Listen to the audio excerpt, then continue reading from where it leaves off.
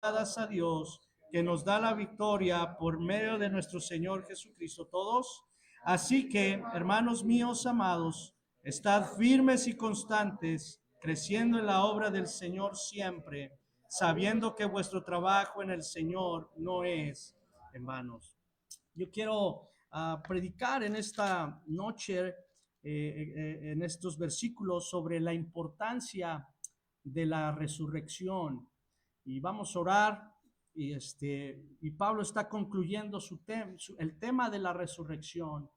Y vamos a estudiar sus versículos o su conclusión en cuanto al tema de la resurrección. Y vamos a pedir al Señor que nos ayude. Señor, gracias por tu palabra.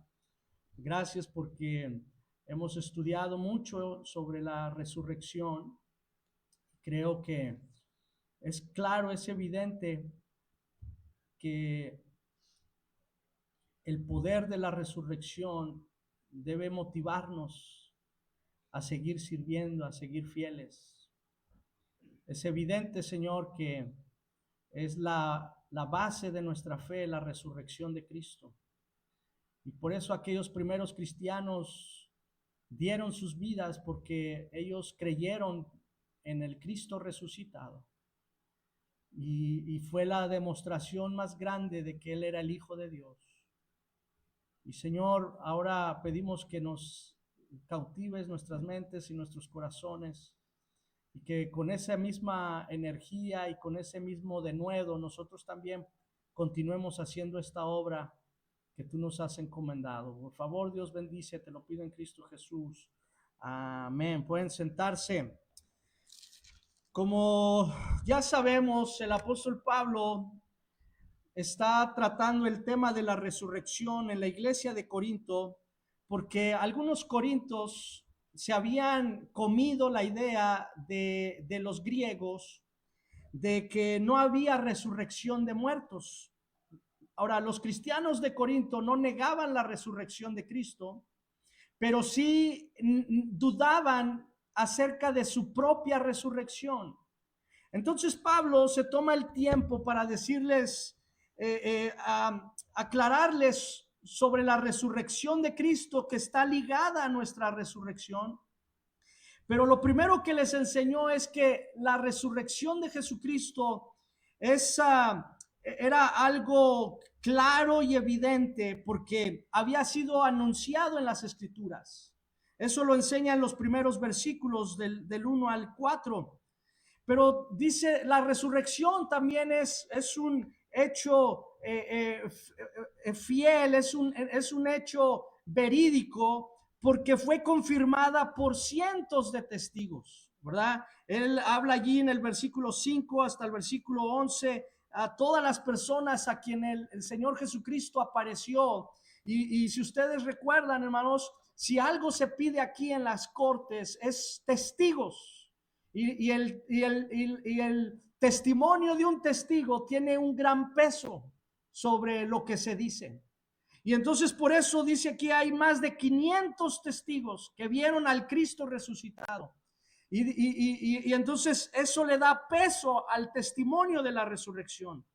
Pero después Pablo continúa diciendo, y si Cristo no resucitó, pues entonces lo que hacemos como cristianos realmente es vano, realmente no sirve. Es lo que dice del versículo 12 hasta el versículo 19. Dice, si Cristo no resucitó, nuestra fe es falsa, nuestra predicación es vana, nuestra idea de ir al cielo es vana, los que murieron en Cristo van a ir al infierno. Y entonces dice, y además en el versículo 19 le dice, si en esta vida solamente esperamos en Cristo, somos los más dignos de conmiseración, somos la gente más digna de burla, de menosprecio. Si Cristo no resucitó, somos dignos de que la gente se burle de nosotros, porque hemos creído en una necedad. Hemos creído la predicación de cientos de charlatanes que nos engañaron al dar testimonio de un hombre que se dijo que era el Hijo de Dios y que profetizó que resucitaría, cuando en realidad esto es una mentira. Y dijo Pablo, somos la gente más digna de conmiseración. Pero Pablo dice en el versículo 20, pero Cristo sí resucitó. Dice el versículo 20 más, ahora Cristo ha resucitado y, ¿sabes? Dijo, en las primicias de los muertos. Y dijimos, hermanos, que a partir del versículo 20 hasta el versículo 28, Pablo explica cómo iba a ser el orden de la resurrección. Dijo, fue necesario que Cristo resucitara primero en las primicias. Y luego va a haber una resurrección cuando Él venga en su venida, venga en el rapto por la iglesia. Los que murieron en Cristo van a ser resucitados y luego los que vivimos vamos a ser arrebatados juntamente con ellos en las nubes. Pero dijimos que así como la venida de Cristo tiene dos etapas, que es la primera etapa es el rapto de la iglesia, y luego la segunda etapa cuando Cristo venga a la tierra allí en Jerusalén a poner pie en la tierra. Ahí va a haber la segunda etapa de la resurrección de los que fueron muertos durante la tribulación, ¿verdad? Y antes del milenio. Pero luego va a haber una segunda resurrección. Vimos ahí en Apocalipsis que serán los muertos que no recibieron a Cristo, los muertos, ¿verdad? Espiritualmente, que rechazaron el evangelio y van a resucitar después del milenio, solamente para ser llevados al juicio del trono blanco. Y es entonces cuando esos muertos sean juzgados. Entonces, como dice allí el versículo 26, y el postrer enemigo que será destruido es la muerte. Es cuando entonces dice ahí Apocalipsis 20 que el mar entregó los muertos que había en él y el Hades entregó los muertos que había en él, y dice, y entonces fueron lanzados al lago que arde con fuego y azufre, y dice, y la muerte también fue lanzada al lago de fuego. Y esta es la muerte segunda. Y ahí entonces, por eso ahí es cuando se cumple este versículo, el postrer enemigo que será destruido es la muerte. La muerte. Ya no que se le quitará el poder totalmente.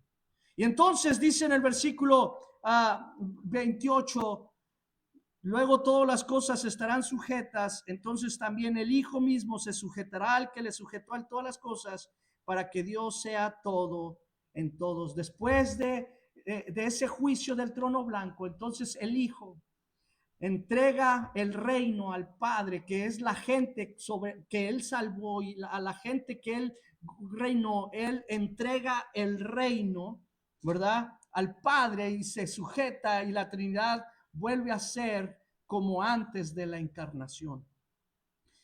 Y bueno, todo eso lo hemos estado explicando en las predicaciones. Ahorita nada más estoy haciendo un resumen. Pero luego del 29 al 34, Pablo vuelve a decir, ¿sabes? Necesitamos estar motivados por la resurrección, motivados para santificarnos, motivados para el servicio, ¿verdad? Porque lo dice en estos dos versículos, versículo 31 al 33, eso es seguro, hermanos, por la gloria que de vosotros tengo en nuestro Señor Jesucristo, que cada día muero. Si como hombre batallé en Éfeso contra fieras, ¿qué me aprovecha si los muertos no resucitan? ¿Qué dice? Comamos y bebamos, porque mañana morimos. Pablo dice, lo que me motiva a mí a seguir luchando, lo que me motiva a mí a seguir peleando, haciendo la obra de Dios y aún batallar contra fieras, es que hay una resurrección. Y si no hay resurrección, entonces vámonos a comer, a vivir a los placeres, porque mañana moriremos. Y luego dice, versículo 33, no ahorréis, las malas conversaciones corrompen las buenas costumbres. ¿Sabe? Él les dijo, ¿sabes por qué ustedes tienen esas ideas? Porque están escuchando a la gente equivocada. ustedes están escuchando conversaciones que no les convienen y por eso están con estas ideas de que no hay resurrección y los han desviado de su fe, de su servicio, han apagado su servicio, su entrega, y por eso ya no escuchen eso. Y dice, velad debidamente y no pequéis, porque algunos no conocen a Dios, para vergüenza vuestra. Lo digo. La resurrección nos motiva, y la semana pasada vimos que cómo van a ser nuestros cuerpos cuando resucitemos, y eso lo tocamos del versículo 35 al versículo 49, ¿verdad? Vimos que nuestros cuerpos serán distintos, pero tendremos la misma personalidad. Nuestros cuerpos serán adaptados al cielo. Nuestros cuerpos serán distintos en gloria. Habrá diferentes glorias en el cielo, dependiendo del trabajo que hayamos hecho aquí en la tierra, ¿verdad? Por eso dice el versículo 41, una es la gloria del sol, otra la gloria de la luna, otra gloria de las estrellas, pues una estrella es diferente de otra, que dice, en gloria. En el cielo, algunos cristianos brillarán más que otros por el servicio que hicieron aquí en la tierra. Seremos distintos en gloria. Todos estaremos con un cuerpo glorificado, pero habrá cuerpos que tengan más gloria que otros cuerpos. Qué tremendo, ¿verdad? Ahora, pero Pablo entonces va a cerrar su argumento sobre la resurrección. Y entonces, versículo 50, mire cómo comienza. Pero esto digo, hermanos, que la carne y la sangre no pueden heredar el reino de Dios, ni la corrupción heredará la incorrupción. Pablo entonces dice, cuando nuestros cuerpos resuciten, se van a lograr dos cosas importantes. Es lo que está diciendo aquí. Y lo primero, hermanos, es que la resurrección nos permite heredar el reino de Dios. Es lo que está diciendo. La carne y la sangre no pueden heredar el reino de Dios. Porque para entrar al cielo, la persona debe tener un cuerpo glorificado.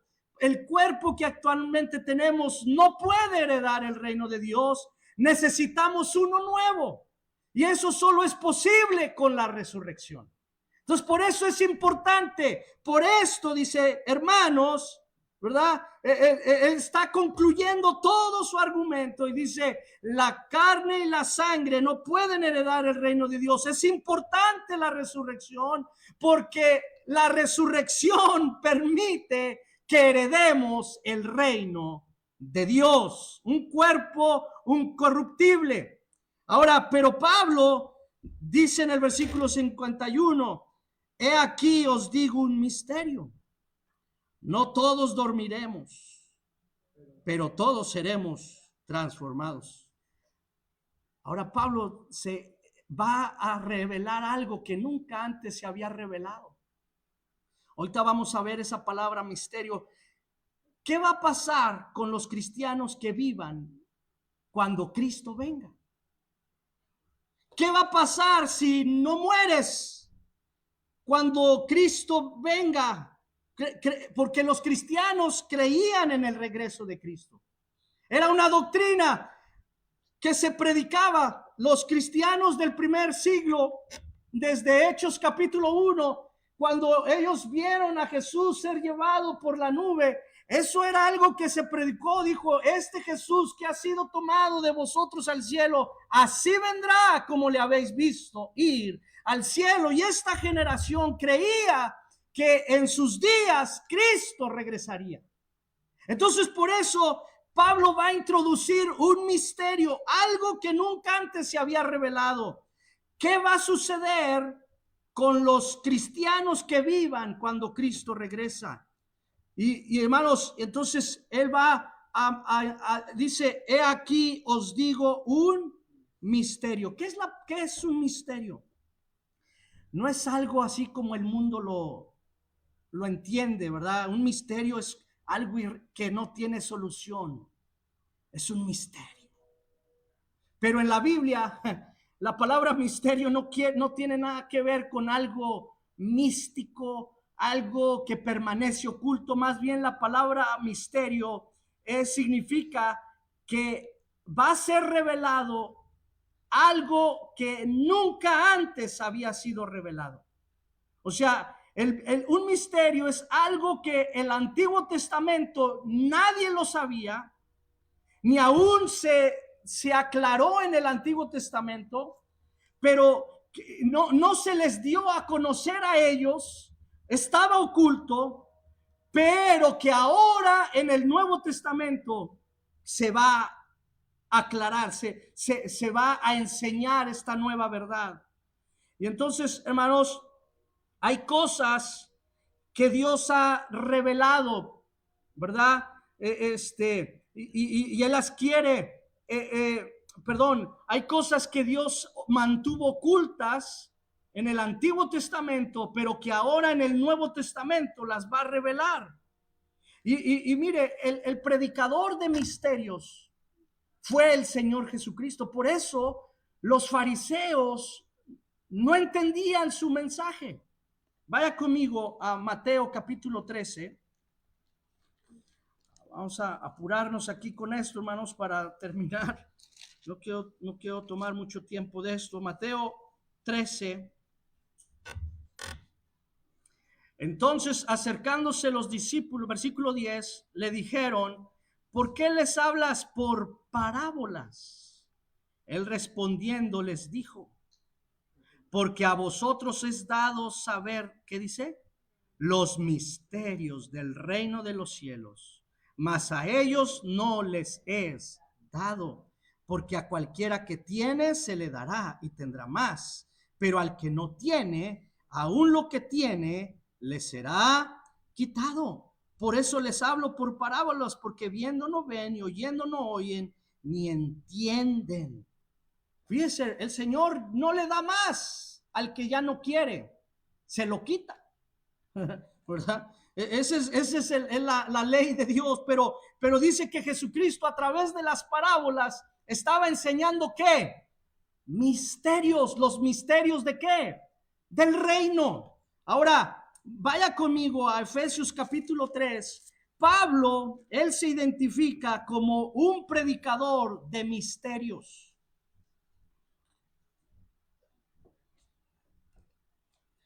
Efesios capítulo 3, versículo 1, dice: por esta causa yo, Pablo, prisionero de Cristo Jesús, por vosotros los gentiles, si es que habéis oído de la administración de la gracia de Dios que me fue dada para con vosotros. Fíjense, Pablo está diciendo, Dios me ha dado esta gracia, esta administración. Yo soy el administrador de esta gracia que Dios me dio. Dice que por revelación me fue declarado, ¿qué dice? El misterio. Como antes lo he escrito brevemente, leyendo lo cual podéis entender cuál sea mi conocimiento en el misterio de Cristo. Misterio que en otras generaciones no se dio a conocer a los hombres. Aquí está diciendo la definición del misterio, ¿sí entiende? Que en otras generaciones no se dio a conocer a los hijos de los hombres, como ahora es revelado a sus santos apóstoles y profetas, que dice, por el Espíritu. ¿Y cuál es el misterio que Pablo está a punto de explicarle a los nuevos creyentes, a los creyentes del Nuevo Testamento? Este es el misterio, que los gentiles son ¿qué? Coherederos y miembros del mismo cuerpo y copartícipes de la promesa en Cristo Jesús por medio de el evangelio. O sea que Dios iba a formar una iglesia, un cuerpo de judío y gentil. Por eso, hermano, esos judaizantes están bien equivocados, porque están ignorando que dice que los gentiles somos ¿qué? Coherederos. Yo no tengo que trazar mi linaje a Karim Abdul-Jabbar, ya 500 generaciones para sentirme parte del reino. Yo como gentil mexica con nopal en la cara, soy coheredero juntamente con los judíos. No necesito trazar mi linaje al pueblo de Israel. Soy coheredero siendo gentil, porque soy parte del cuerpo de Cristo, que es la iglesia. Dice, versículo del cual yo fui hecho ministro por el don de la gracia que me ha sido dado según la operación de su poder. Pero bueno, usted siga leyendo allí.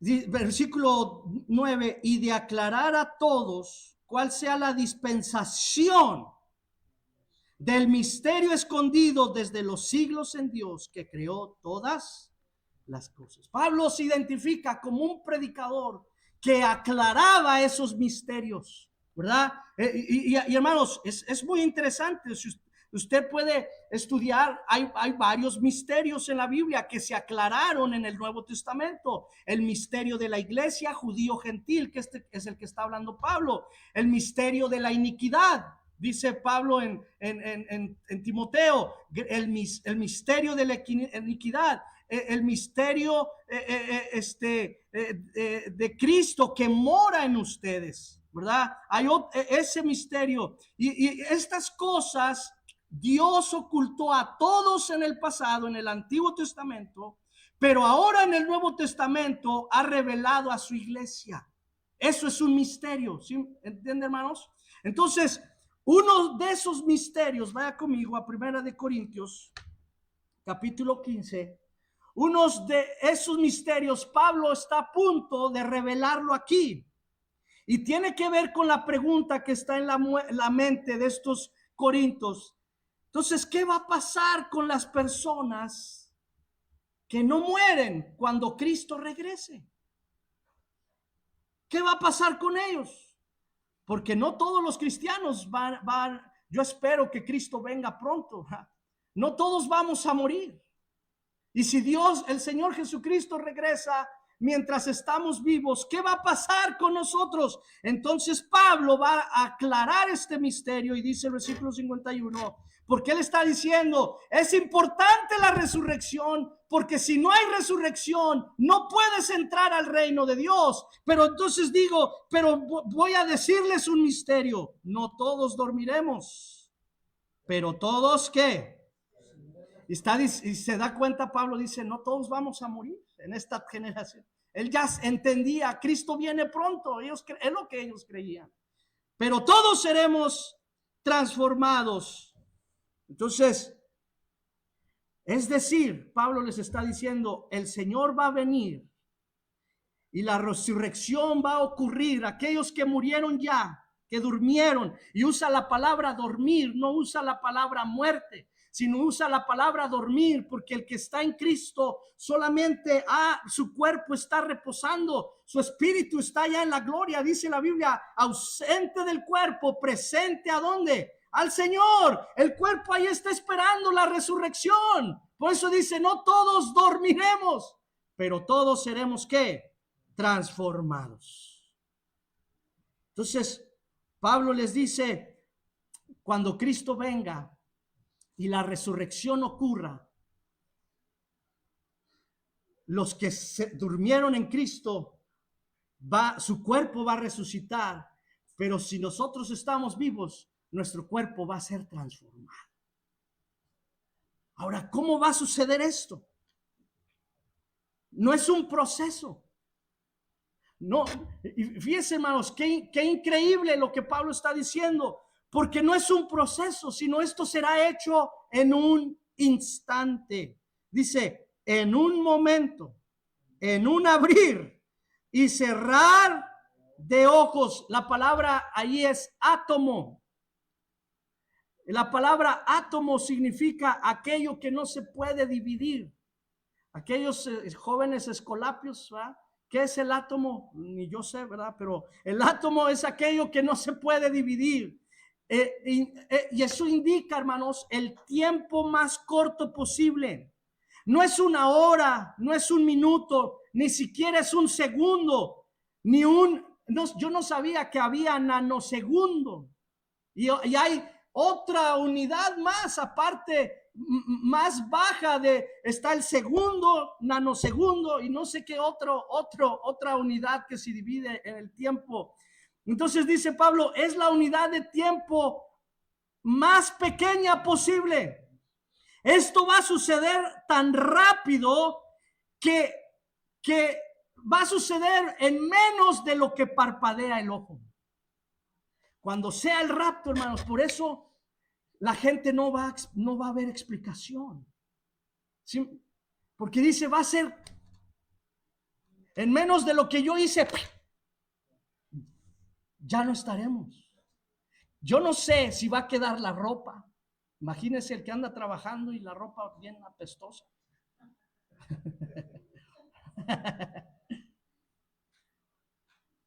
Si no se bañó ese día, hermanos. Pero yo me imagino, todo va a quedar allí. Va a ser un caos cuando el rapto acontezca, porque dice la Biblia, en un momento, en un abrir y cerrar de ojos. Y mire, vaya conmigo a Primera Tesalonicenses. Pablo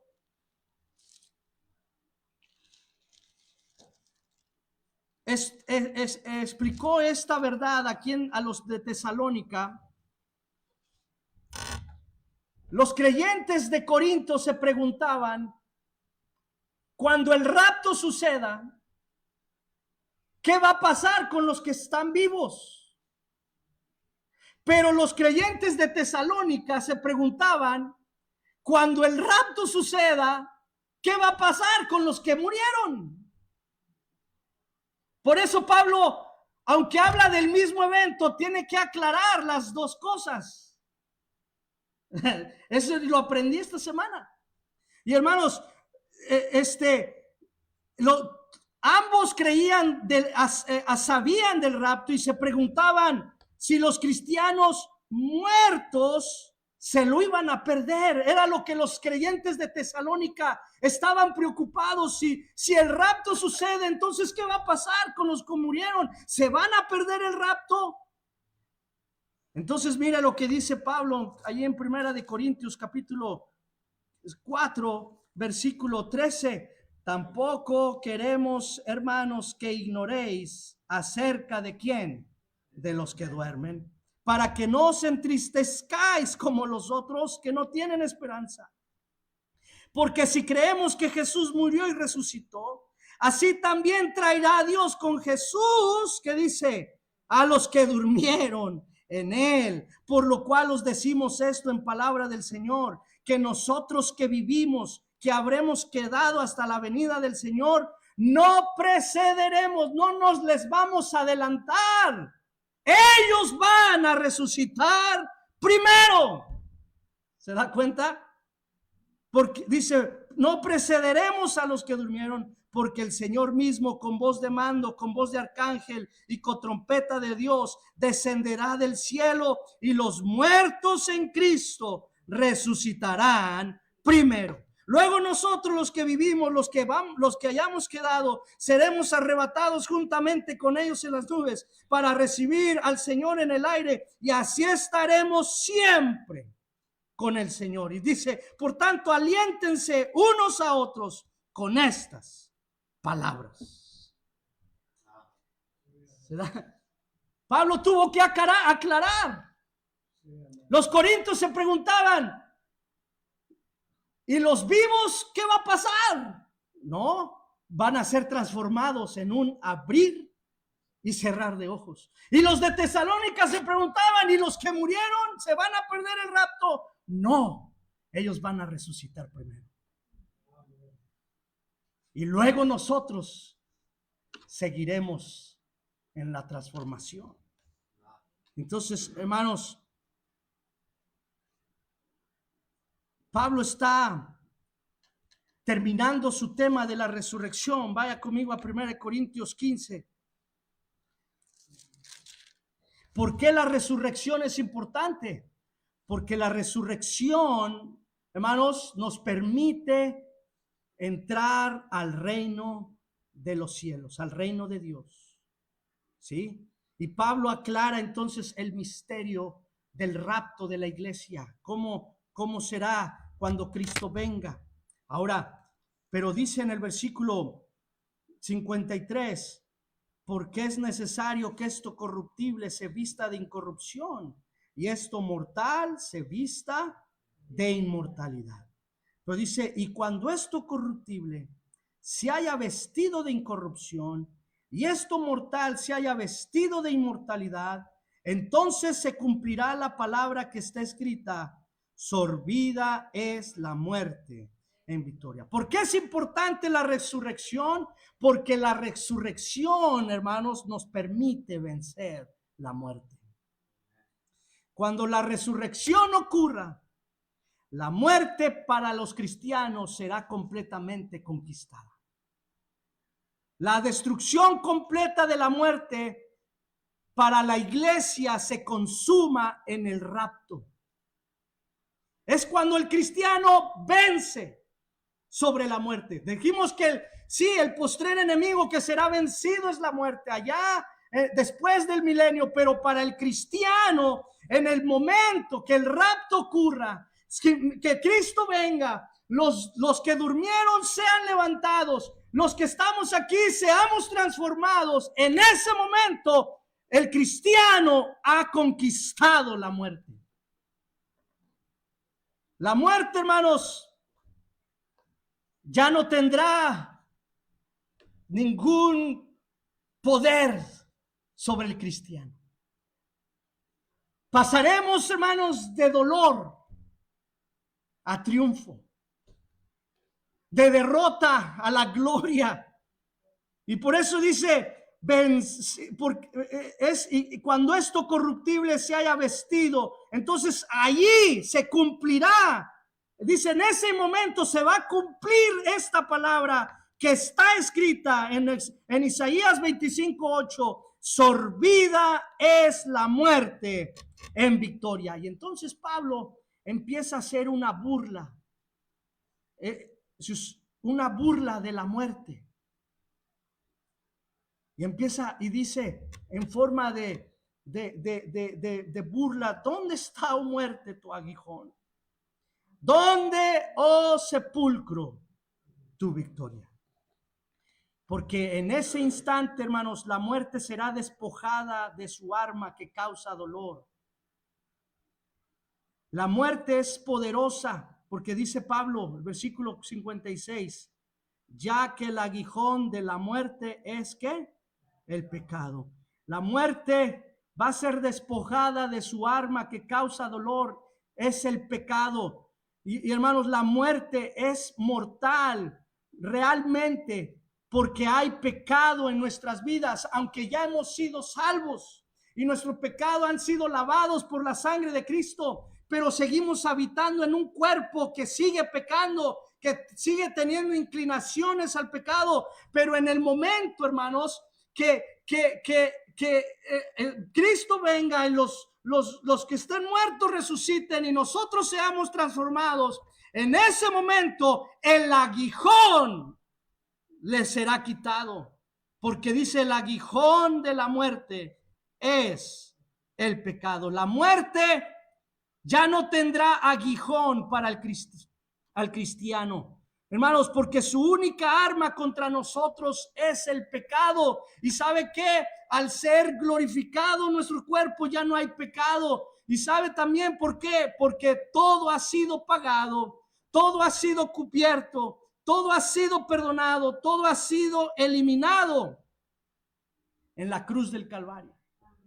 Así que la muerte ya no tiene aguijón para el cristiano.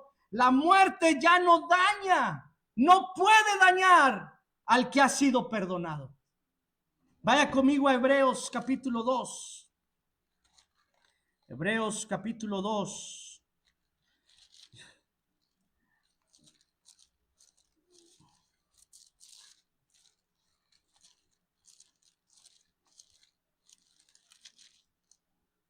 Versículo 14, hablando de Jesucristo.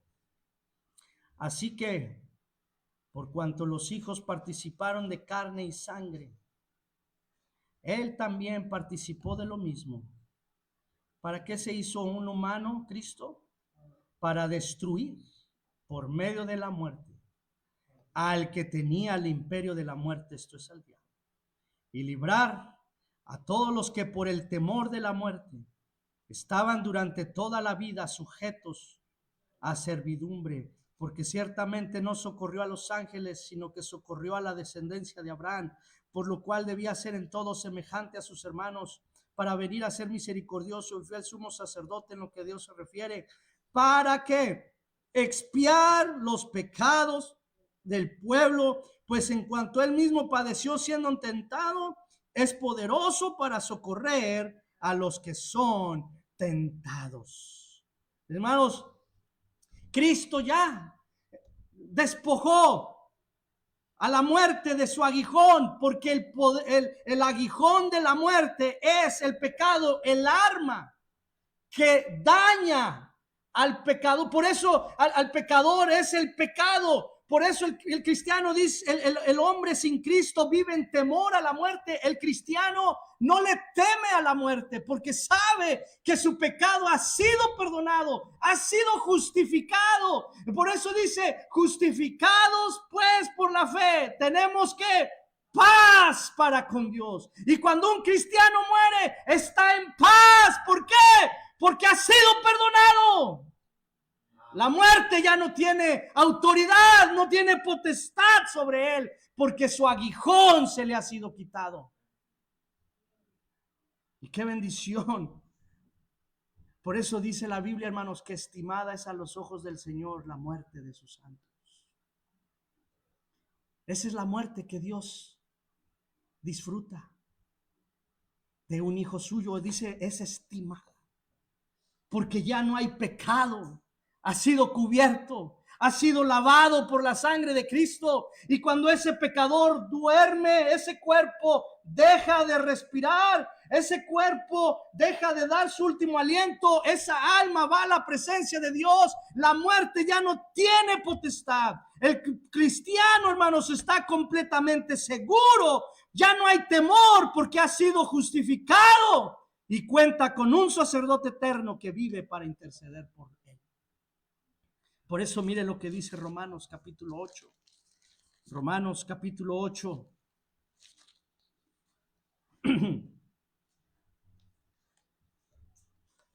Versículo 33 dice, ¿quién acusará a los escogidos de Dios?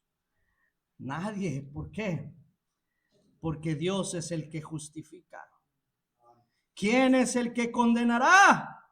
Nadie. ¿Por qué? Porque Cristo es el que murió. Y me encanta leer una y una otra vez porque Pablo lo hace en una forma, hermanos. Él va ascendiendo, es como una forma de canto, era un hebreísmo, ¿verdad? Va aumentándole a su frase. Dice, ¿quién es el que condenará? Nadie, porque Cristo es el que murió. Pero no solamente murió, más aún él también ¿qué? Resucitó. Pero no solamente resucitó, sino que además está a la diestra de Dios, el que además intercede por nosotros. ¿Quién entonces nos separa del amor de Cristo? Tribulación, angustia, persecución, hambre, desnudez, peligro, espada. Por que está escrito, por causa de ti somos muertos todo el tiempo, somos contados como ovejas de matadero, pero en todas estas cosas somos más, somos hiper vencedores por medio de aquel que nos amó, por lo cual estoy seguro de que, ¿cómo comienza? Ni la muerte,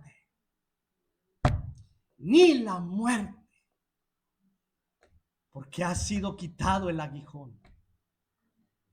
Por eso comienza ni la muerte, ni la vida, ni ángeles, principados, potestades, presente, por venir, lo alto, lo profundo, la otra cosa nos puede separar del amor de Dios que es en Cristo Jesús. Por eso nosotros creemos en la seguridad del creyente. Una vez salvo, siempre salvo. La salvación no se pierde. Amén.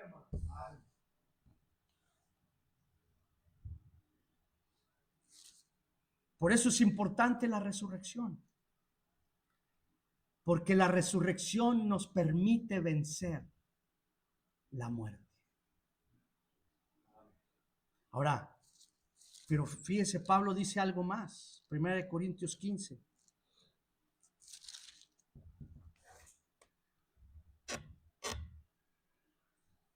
Ya que, versículo 56, ya que el aguijón de la muerte es el pecado y el poder del pecado, la ley. Aunque la ley, dice Pablo en Romanos 7, es buena y perfecta, no fue dada para traer a la salvación a los hombres. Usted lea, la ley no puede salvar. Gálatas capítulo 3 lo dice claramente. Por eso la salvación no es por obras, no es por cumplir la ley. La ley establece mandamientos que son imposibles para cumplir al hombre. Y por eso fue dado la ley, porque la ley nos acusa como pecadores y nos condena. Por eso Pablo dice, el poder del pecado es que la ley. Así que la muerte para el creyente está desarmada, sin colmillos, porque Pablo está usando el aguijón. Y el aguijón se refiere a esa punta que contiene veneno, ya sea en una avispa o en una serpiente. Pero la muerte ya no tiene ese aguijón, porque el pecado está cubierto y porque la ley no tiene poder para acusarnos, porque Cristo la cumplió por nosotros. Por eso dice, y el poder del pecado, la ley. Cristo satisfizo la ley por nosotros. Y cuando nosotros lo recibimos, hermanos, Él nos ha vestido de su justicia. O sea, es tan importante este asunto de la justificación. O sea, yo soy pecador, pero mi pecado ha sido perdonado. Pero cuando recibí a Cristo, Él me viste con su justicia. Y por eso dice, ya no hay poder. Así que esta muerte está desarmada, ya no tiene colmillos, ya no tiene ese aguijón que lastime al pecado. Y entonces por eso se burla de ella y le dice, ¿dónde está tu victoria? ¿Dónde está tu aguijón? Pablo se está burlando de la muerte. Dice, ¿dónde está tu aguijón? ¿Dónde está tu victoria? ¿Por qué? Versículo 57. Mas gracias sean dadas a Dios, que nos da ¿qué? La victoria por medio de nuestro Señor Jesucristo. Cristo satisfizo cada infracción de la ley. Cristo pagó por nosotros cada pecado. Pagó el precio que la ley exigía, porque la ley dice, la paga del pecado es muerte, pero Cristo nos salvó de ese aguijón, nos libró de esa herramienta que nos lastimaba, que nos acusaba, que nos condenaba al infierno. Hemos sido liberados, y por eso dice Pablo en un himno de acción de gracias, gracias sean dadas a Dios. Y sabes, por eso cada vez que una persona es salva, debemos estar contentos y agradecidos, hermanos. A mí como me dio gusto escuchar a Gigi el domingo, vino y me dijo, hey, ya soy salva. ¡Qué bendición! Amén. Porque esto ha sido librada de ese aguijón. Pero Pablo no termina allí.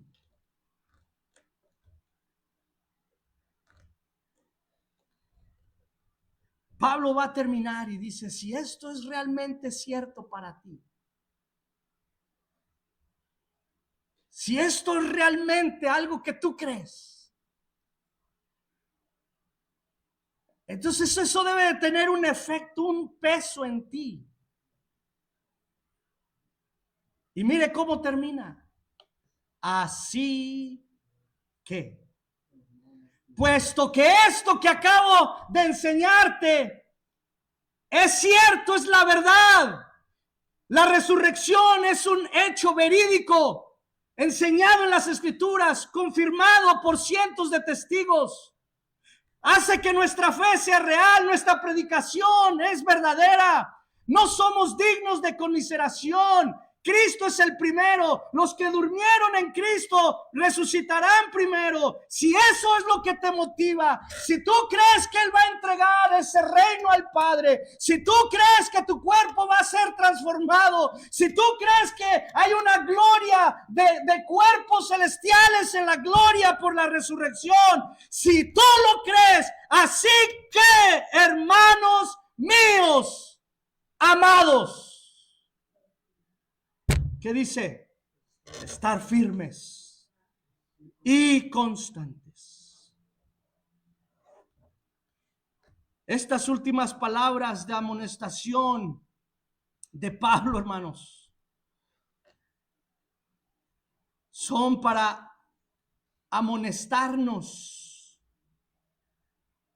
Y quiere Pablo ayudarnos a perseverar en el servicio. Quiere Pablo ayudarnos a entender que nada de lo que tú haces para el Señor es en vano. Si realmente lo haces para el Señor, no es en vano estar aquí. No es en vano dejar tu trabajo temprano, prepararte para venir a la iglesia. No es en vano tocar puertas. No es en vano poner una ofrenda misionera. No es en vano servir al Señor. No es en vano tener convicciones. No es en vano alejarte de las malas conversaciones que corrompen tus buenas costumbres. No es en vano nada de lo que haces para el Señor. Pero por eso dice, si tú lo crees, tienes que estar firme. Y eso quiere decir que no debes dejar de mover de cambiar tu modo de pensar. La vida puede ser difícil. Ser cristiano puede ser un desafío en este tiempo en el que estamos viviendo. Predicar el evangelio y vivir para Cristo puede conllevar a persecución, a la burla, al menosprecio de tus familiares, de tus amigos, de la gente que te conoce. Pero Pablo dice, persevera, mantente firme y mantente inquebrantable, no te desvíes de la doctrina que has creído, sé fiel, no te muevas, no te desvíes de lo que se te ha enseñado. Y hoy en día, hermanos, qué tan fácil la gente se mueve de su modo de pensar.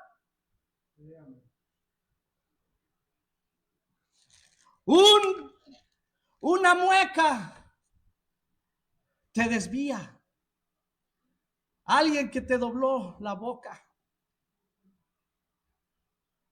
Y mira, es lo mismo que Pablo está diciendo en Efesios 4. Efesios 4, versículo 14.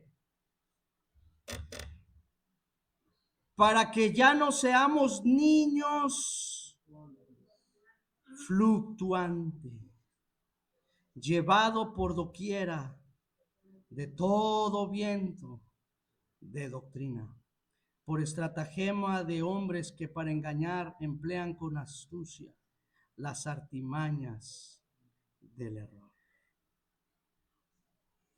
Dice Pablo, ya no seamos esos niños fluctuantes. A veces sí, a veces no. Un día sí, un día no. No, sé firme. Hermanos, el cristiano necesita ser firme. Firme, firme, firme en lo que cree. Me sienta bien, me sienta mal, me tengo que levantar, tengo que ser fiel, tengo que estar allí. No puedo hacerme a un lado, no puedo hacer a un lado lo que he creído. Tengo que ser firme. No puedo fluctuar. Un día sí, un día no. Salvo y para donde esté soplando el viento, pues en esa dirección me voy. No, si el viento está soplando para allá y yo voy para allá, tengo que mantenerme firme, no me voy con el viento. Me mantengo firme, aunque cueste lo que cueste, pase lo que pase. ¿Por qué? Porque si la resurrección es verídica, es importante, entonces, dice Pablo, mantente firme. Pero no solamente firme, sino que dice, estad firmes y constantes. Eso quiere decir perseverante. La palabra constante quiere decir durar por largo tiempo.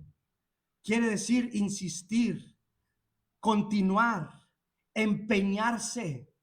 Es algo a lo que te aferras. Eres constante. Es algo que está relacionado, es firme y constante. Tiene que ver con lo mismo. Es alguien estable, alguien que no se mueve, pero alguien que está allí como el agua, la gota que cae sobre la roca, años y años hasta que la parte. Constante. Por eso el cristiano, hermanos, tiene que ser fiel y tiene que ser constante. Pero dice, no solamente hay que estar firme y hay que estar constante, sino hay que estar ¿qué? Creciendo. No te puedes quedar en el mismo lugar en el que ya has estado por los últimos 2 o 3 años. Tienes ¿qué, hermanos? Crecer. Eso habla de aumentar. Eso habla de incrementar. ¿Y sabe qué, hermanos? Por eso un cristiano tiene que crecer. Crecer en sus obras. Crecer en su fidelidad. No podemos ser el mismo cristiano que hemos sido desde que creímos.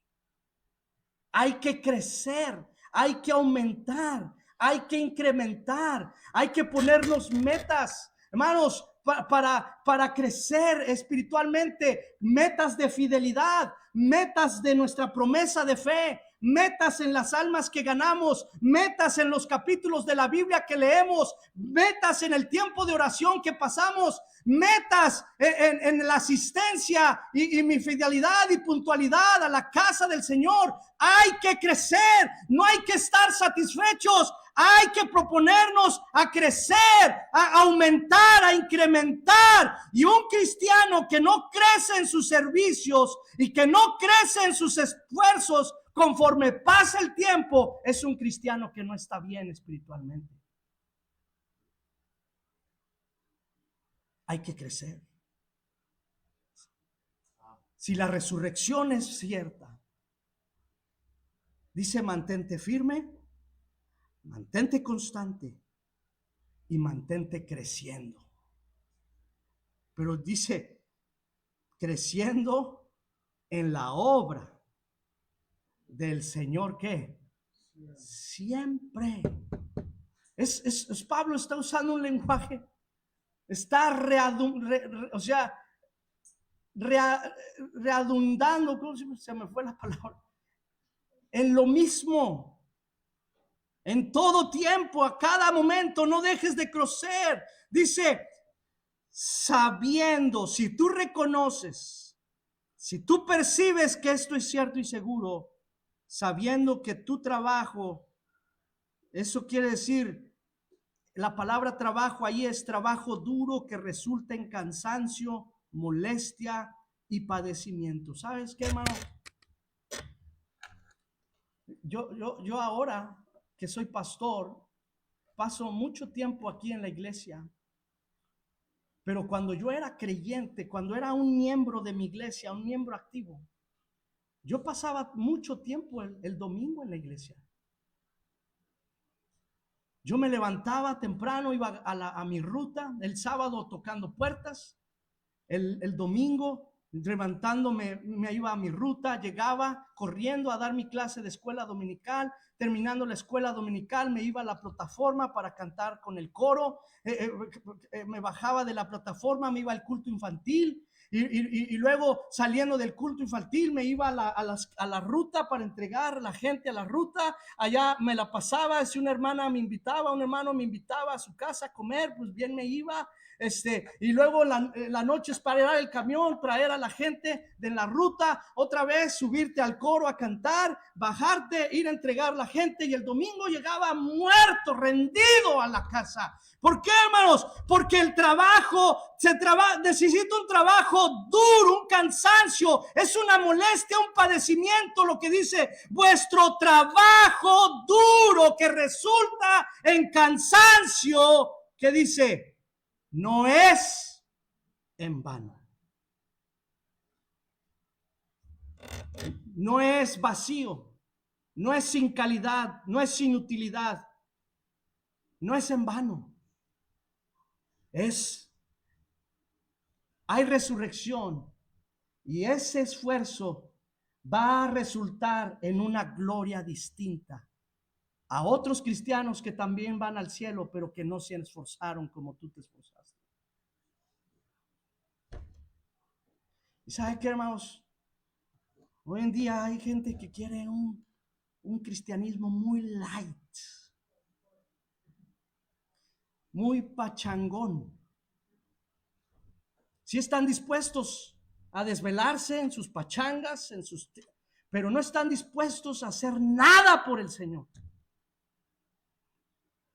No están dispuestos a cansarse en la obra del Señor, a hacer por el Señor. Y dice Pablo, si la resurrección te motiva, entonces sé firme, sé constante, está creciendo, porque tu trabajo en el Señor no es en vano.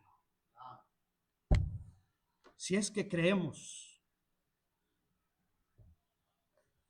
Y mira, hermanos, ya se me fue el tiempo. Y bueno, estamos en tiempos extras. Amén, hermanos. Apocalipsis 22. Ya con esto termino. Apocalipsis 22.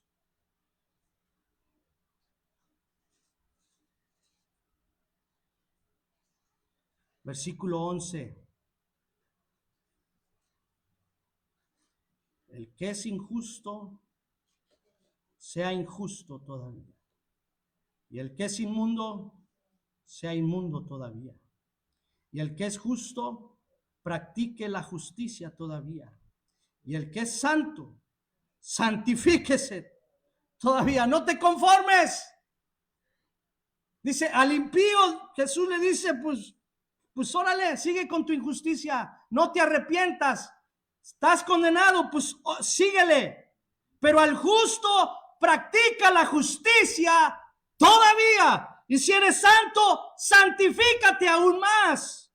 Porque dice, he aquí yo vengo pronto, y mi galardón conmigo, para recompensar a cada uno según su obra. Si la resurrección es importante, si tú crees que hay un rapto de la iglesia, y así como vamos, yo creo que Cristo viene pronto, ya todo está listo, hermanos.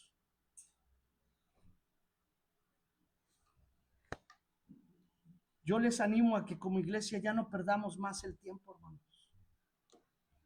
en placer, en deleites, en actividades mundanas. Echémosle ganas para servir al Señor. Y jóvenes, consagra tu vida, joven, que estás aquí, que vienes a esta iglesia, ríndete al Señor.